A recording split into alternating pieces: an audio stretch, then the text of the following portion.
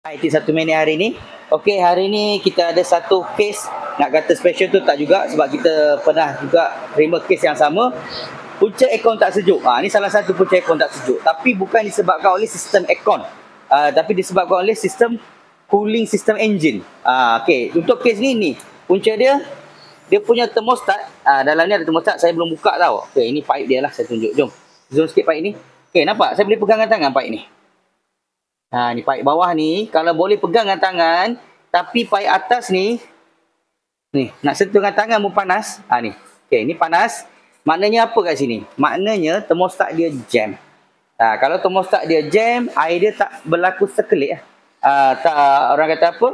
Tak bergerak, air dia tak bergerak sebab thermostat dia tak buka. So apa jadi? Suhu dia naik. Suhu enjin ni naik sebenarnya.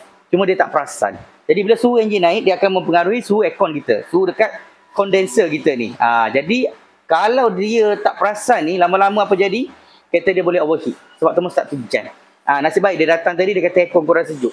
Jadi bila saya check, dia punya bacaan normal. Dia punya bacaan low pressure dia normal. Tapi bila saya pegang dekat hose ni, tengok saya boleh pegang dengan tangan macam tu je. Memang thermostat dia jam lah. Jadi apa yang dia nak kena buat, dia kena tukar thermostat tu.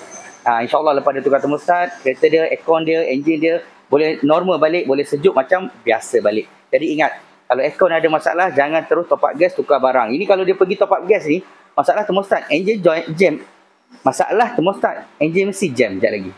Jadi kalau siapa ada masalah aircon, boleh bawa datang ke Fizi Motorsport di Sunway Ipoh. Selamat hari ini, saya